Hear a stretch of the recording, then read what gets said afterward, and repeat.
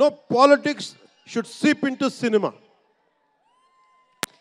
Milton Friedman అనే ఒక economist ఒక చిన్నపాటి పెన్సిల్ని ఇలా చూపిస్తూ, ఈ పెన్సిల్ని తయారీకి ఈ కనిపించే టిప్పు ఈ మెటీరియల్, దీని లోపల ఉండే గ్రాఫైటు ఈ మెటీరియల్, ఇవన్నీ ఒక్కొక్కటి చెప్పుకుంటూ దీనికి వెనక పెన్సిల్ ఉండే రబ్బరు ఇది ఎక్కడి నుంచి వస్తుంది ఇలా చెప్పుకుంటూ వెళ్తా, ఇది ఒక్క ప్రాంతం నుంచి రాలా, అనేక దేశాల నుంచి. గ్రాఫైట్ ఏమో ఎక్కడ వేరే కంట్రీస్ నుంచి. ఈ పెన్సిల్కి పెట్టిన మన బ్రాంజ్ రిబ్బన్ను అదేమో వేరే చైనా నుంచో లేదంటే ఏషియా నుంచి. ఈ చేసిన వాళ్ళందరూ ఒక మతం కాదు, ఒక కులం కాదు, ఒక దేశం కాదు, ఒక చిన్నపాటి పెన్సిల్కే ఒక రకరకాల వ్యక్తులు రకరకాల దేశాలు కలిసి రావాలి. అలాంటిది ఇంత సినిమాకి శంకర్ గారు తమిళియన్, మనకి దిల్ రాజు గారు ఫ్రమ్ తెలంగాణ. ఇక్కడ ఒక్కొక్కరిని అడగండి, ఒక్కొక్కరు ఒక్కొక్క రాష్ట్రం నుంచి వస్తారు, బట్ అందరూ కలిసి సినిమాని తీస్తారు, మీకు ఆహ్లాదం కలిగజేస్తారు.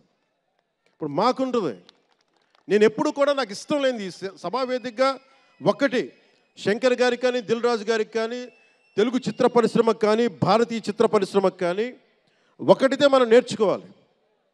ఎప్పుడు మనం భారతీయ చిత్ర పరిశ్రమ అనేవాళ్ళం తప్ప లాస్ట్ 90s నుంచి టాలీవుడ్ అని, బాలీవుడ్, కాలీవుడ్, మాలీవుడ్ మనం ఎందుకు ఏప్ చేయాలి వీళ్ళని?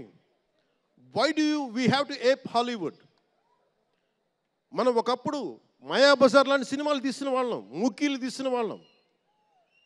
చిత్ర పరిశ్రమ ఒక బెంగాల్లో పరివిడిల్లింది అక్కడ. సో మనం ఎందుకు వీళ్ళని ఫాలో అవ్వాలి?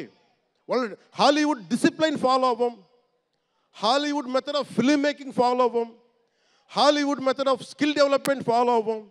కానీ ఆ వుడ్ను మటుకు తీసుకున్నాం, మాలీవుడ్. ఇది మటుకు మానాలి. ఎందుకంటే మనకు ఒక కాళిదాసు ఉన్నాడు, మహా కవులు కళాకారులు గొప్ప గొప్ప కావ్యాలు రాశారు.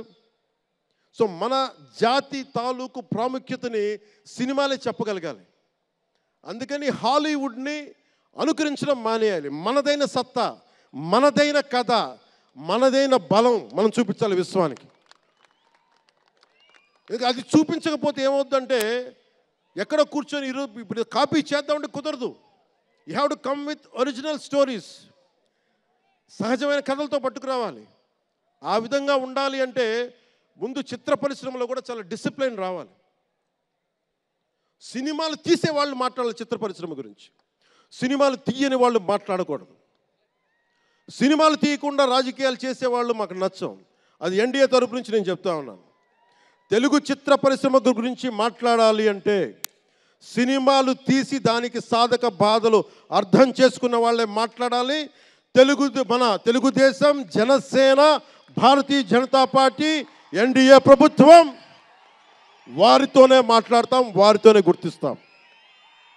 అలాగే చాలాసార్లు సినిమా టికెట్ల కోసం హీరోలకి పనేంటి, హీరోలు ఎందుకు రావాలి, అది మాకు ఇష్టం లేదు. మహా అయితే నిర్మాతలు రండి, ఒక ట్రేడ్ బాడీ రండి, మీ యూనియన్ రండి, మేము అది ఇచ్చేస్తాం. అంతేగాని హీరోలు వచ్చి మాకు నమస్కారాలు పెట్టాలి,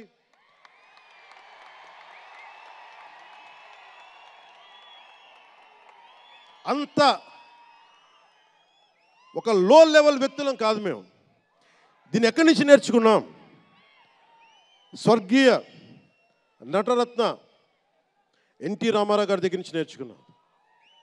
మహానటుడు, ఆయనని ఎంతమంది విమర్శించినా, కోటా శ్రీనివాసరావు గారు విమర్శించినా, ఆయన ఎప్పుడన్నా యాక్ట్ చేస్తే ఆయనతో పాటు ఏం బ్రదర్ బాగున్నారా అని చెప్పి చాలా గుండెలు నిండుగా పలికే వ్యక్తి మహానుభావుడు ఎన్టీ రామారావు గారు. ఇంత తెలుగుదేశం పార్టీ ఎన్టీ రామారావు అన్నిసార్లు ముఖ్యమంత్రిగా ఉన్నప్పుడు కూడా ఎప్పుడు ఘట్టంలేని కృష్ణ గారు కాంగ్రెస్లో ఉండి కూడా కనిపిస్తే ఇద్దరు ఆప్యాయంగా మాట్లాడుకునే వాళ్ళు. ఎన్టీ రామారావు గారు ఎప్పుడు వివక్ష చూపించలే. ఇది చిత్ర పరిశ్రమ తాలూకు ఔన్నత్యం. ఇది అదే ఔన్నత్యాన్ని మేము కొనసాగిస్తున్నాం, అదే మేము కోరుకుంటా ఉన్నాం. అంతేగాని గతం ప్రభుత్వంలో లాగా మీరు అభిమానించే మెగాస్టార్ చిరంజీవి గారు లాంటి వారిని కానీ, బాహుబలి ప్రభాస్ గారిని కానీ మహేష్ గారిని కానీ ప్రిన్స్ మహేష్ అంటారు కదా, మహేష్ గారిని కానీ ఇంకెవరు వెళ్ళారా, ఇంకెవరు వెళ్ళినా కానీ మేము ఇవన్నీ ఎందుకు చేయట్లేదంటే మాకు సినిమా పరిశ్రమ మీద గౌరవం ఉంది. నారా చంద్రబాబు నాయుడు గారు ఇప్పటికి 4వ సారి ముఖ్యమంత్రి. ఆయన 3 సార్లు కానీ 4 సార్లుగా ముఖ్యమంత్రి ఉన్న ఈ సమయంలో ఎప్పుడు కూడా తెలుగు చిత్ర పరిశ్రమకి దోహదపడ్డారు తప్ప ఆయన తెలుగు చిత్ర పరిశ్రమని ఇబ్బంది పెట్టలేదు. తిరిగి మేము సినిమాని గౌరవించే వాళ్ళం. ఇక్కడున్న చిత్ర పరిశ్రమ కోసం, సినిమాల కోసం పరితపించే కథల కోసం మనం వెనకాడతాం. మన కథలు కావాలి. సినిమా జీవితంలో లేని సినిమాల్లో వెతుక్కుంటాం. మనం జీవితంలో దొరకని న్యాయాన్ని సినిమాలో న్యాయం దొరికితే తృప్తి పడతాం. ఒక్కటి సినిమా తీస్తే ఎందుకు చూస్తాం మనం? శంకర్ గారి డైరెక్షన్లో అరే మన జీవితంలో మన ముఖ్యమంత్రి ఇలా ఉంటే బాగుంటుంది అనుకుంటాం. ఆ కథని, ఆ భావాన్ని సినిమాగా తెరకెక్కిస్తే అది బాగుంటుంది. ఒక శివాజీ సినిమా ఎదురు తిరిగితే ఎలా ఉంటుంది, ప్రత్యామ్నాయంగా రాజు చేస్తే ఎలా ఉంటుంది ఒక శివాజీ.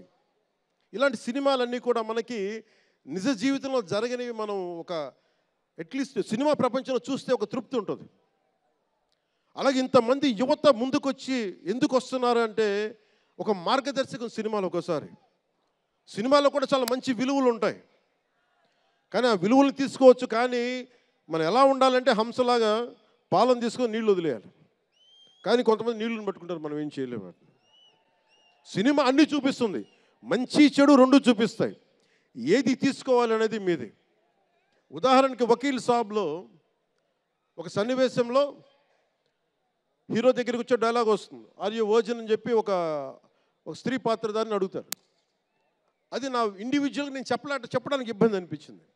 నేను డైరెక్టర్ గారికి, దిల్ రాజు గారికి చెప్పాను, ఈ డైలాగ్ అయితే నేను చెప్పాను. కాబట్టి అబ్బాయిని అడుగుతాను, అమ్మాయిని నేను అడగనేమని చెప్పి.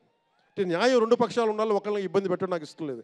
ఇది సెన్సిబిలిటీస్ కూడా ఫిలిం టెక్నీషియన్స్ కానీ, డైరెక్టర్స్ కానీ, యాక్టర్స్ కానీ, ఎందుకంటే హీరోలు చాలా పెద్ద ప్రభావం, మీరు దర్శకులు చాలా పెద్ద ప్రభావం, నిర్మాతలు చాలా పెద్ద ప్రభావం చూపిస్తారు. మీరు కేవలం డబ్బులు సంపాదించడమే కాదు, మీరు కొన్ని విలువలు చెప్తారు.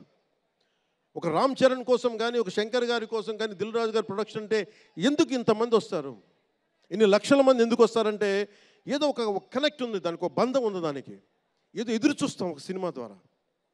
ఒక RRRకి ఎందుకు అంత పరిగెడతాం సినిమా చూడటానికి, ఏదో ఎదురు చూస్తాం మనం.